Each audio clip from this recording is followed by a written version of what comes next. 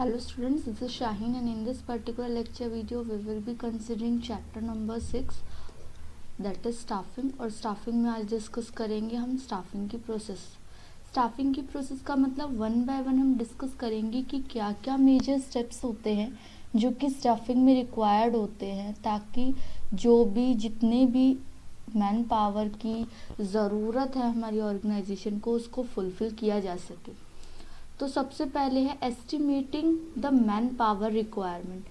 कितने लोगों की मुझे ज़रूरत है, 50 एम्प्लॉयज़ की या 50 लेबर्स की या 100 की या 20 की। तो ये आइडेंटिफाई करना कि कितने लोग रिटायर हो रहे हैं, कितने लोगों की जॉब छोड़ के जा रहे हैं, कितना मेरा टर्नओवर है। टर्नओवर का मतलब यहाँ पे है कि लोग आपकी ऑर्गेनाइजेशन को कितनी छोड़ के जा रहे हैं, कितनी ऑर्गेनाइजेशन में डेली जो ऑर्गेनाइजेशन में लोग हैं वो आते हैं नए और कितने लोग जाते हैं। तो इसके अंदर तो आपका आ जाएगा, हम ये एस्टिमेशन करेंगे कि कितने लोगों की रिक्वायरमेंट है। हम लोगों को ऑर्गेनाइजेशन में रिक्वायरमेंट पता होती है अपनी ऑर्गेनाइजेशन की, तो उसके हिसाब से ये वाला जो स्टेप है वो डिसाइड हो जाएगा। नेक्स्ट जो स्टेप आएगा इसके बाद दैट इज रिक्रूटमेंट। रिक्रूटमेंट का मतलब होता है जब हम सर्च करते हैं, ठीक है, तो उसमें बहुत सारे एम्प्लॉयज़ आ जाते हैं जो जॉब के लिए अप्लाई करते हैं। उनके अंदर से हम जॉब की सिलेक्शन करते हैं, जॉब डिस्क्रिप्शन देते हैं कि हमें इन इन चीज़ों की रिक्वायरमेंट है। हमें ग्रेजुएशन का स्टूडेंट चाहिए या हमें मास्टर्स का स्टूडेंट चाहिए या हमें 12th पास चाहिए। जैसे एसएससी की रिक्वायरमेंट होती है ना, एलिजिबिलिटी, वो हम रिक्वायरमेंट में मेंशन करते हैं। तो जितने लोग अप्लाई करते हैं ऑर्गेनाइजेशन के अंदर, सिचुएशन जितनी खाली है उसके हिसाब से उस प्रोसेस को रिक्रूटमेंट बोलते हैं। सिलेक्शन क्या हो गया? सिलेक्शन थर्ड स्टेप होता है। Selection is the process of choosing from among the पुल।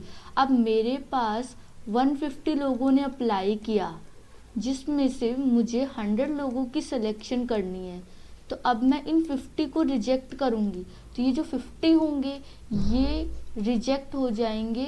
तो जो मैंने 100 चूज़ किए वो हो गया सिलेक्शन, जो मेरी जॉब के हिसाब से फिट होनी चाहिए बिल्कुल। अब उनको मैंने सेलेक्ट कर लिया तो अब मैं उनको जॉब दूंगी, प्लेसमेंट दूंगी, ओरिएंटेशन दूंगी। ओरिएंटेशन मतलब जो भी उनके कलीग्स वगैरह है उससे उनका इंट्रोडक्शन कराऊंगी कि ये आपके सुपीरियर हैं, इनको आपको रिपोर्टिंग देनी है, ये आपके सबऑर्डिनेट हैं, इनसे आपको रिपोर्टिंग लेनी है। ये कलीग्स हो गए, ये सब कलीग्स हो गए, इन सब को आपको रिक्वायरमेंट देनी है। तो ये सब जो आ जाएगा ये प्लेसमेंट एंड ओरिएंटेशन के अंदर आएगा।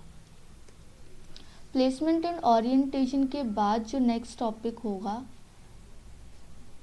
That is training and development. अब मैंने उन लोगों को मिलवा भी दिया सबसे, अब मैं क्या करूँगी, उनको ट्रेनिंग दूंगी। क्योंकि होता है ना, कभी कभी 1 मंथ की ट्रेनिंग होती है, कभी कभी 1 वीक की ट्रेनिंग होती है, ताकि वो फैमिलियर हो जाए मेरी ऑर्गेनाइजेशन से, क्या मेरी ऑर्गेनाइजेशन काम करती है। और डेवलपमेंट भी बहुत ज़रूरी है। ट्रेनिंग तो एक इंडिविजुअल की होगी, डेवलपमेंट ओवरऑल उस इंडिविजुअल की होगी। फिर उसके बेसिस में परफॉर्मेंस अप्रेजल देखूंगी कि all the organisation have some formal और informal means of appraising their employee performance.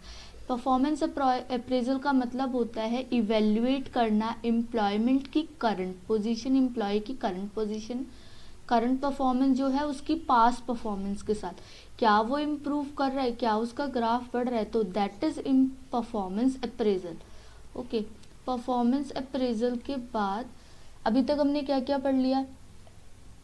सबसे पहले हम लोग क्या करेंगे, कितने रिक्वायरमेंट, कितनी ज़रूरत है मुझे। उसके बाद आएगा रिक्रूटमेंट, उसके बाद आएगा मेरा सिलेक्शन, उसके बाद आ जाएगा सिलेक्शन के बाद आ जाएगा मेरा परफॉर्मेंस अप्रेजल से पहले सिलेक्शन के बाद मैं मिलवाऊंगी ओरिएंटेशन। ओरिएंटेशन के बाद आएगा आपका training and development. Training and development के बाद मैं परफॉर्मेंस अप्रेजल करूंगी। उसके बाद प्रमोशन और करियर प्लानिंग, प्रमोट करूंगी उसको, भाई अच्छा काम कर रहा है तो प्रमोशन होगा, उसका करियर प्लानिंग अच्छी होती जाएगी अपनी एक्टिविटीज़ के हिसाब से, लॉन्ग टर्म इंटरेस्ट। और इंडिविजुअल मेरी कंपनी के साथ जुड़ा रहे। इस तरीके की जो ऑर्गेनाइजेशन होती है वो पूरी तरीके से फुलफ़िल करती है एम्प्लॉय की सारी रिक्वायरमेंट, ताकि एम्प्लॉय बेस्ट आउटपुट देता रहे और मेरी कंपनी की ऑर्गेनाइजेशन जो है वो अच्छा मुकाम पे और जाती रहे। फिर मैं कंपनसेट करूँगी उसको सैलरी प्लान्स में, बोनस, इनिशिएटिव्स अलग अलग इस तरीके के उसको दूंगी, इंश्योरेंस वगैरह दूंगी, वेकेशन दूंगी, ताकि एम्प्लॉय जो मेरी ऑर्गेनाइजेशन में काम कर रहा है वो खुश रहे। डायरेक्ट फाइनेंशियल पेमेंट दो टाइप की होती है, टाइम बेस्ड या तो टाइम के हिसाब से या परफॉर्मेंस के हिसाब से। तो इन दोनों क्राइटेरिया के हिसाब से मैं क्या करूँगी, उसको परफॉर्मेंस दूँ, वो जो भी मुझे कंपनसेशन वगैरह देना है वो उसके हिसाब से दूंगी। तो ये पूरा इसका जिस्ट था, इसका आपका प्रोसेस का। अब नेक्स्ट लेक्चर वीडियो में हम लोग सोर्सेज ऑफ रिक्रूटमेंट डिसाइड करेंगे। तो जल्दी से वीडियो को लाइक कर दो, सब्सक्राइब कर दो चैनल को, ताकि आप लोगों को पूरे के पूरे लेक्चर जल्दी जल्दी से अवेलेबल मैं करा सकूं। Thank you for watching, be happy and stay tuned.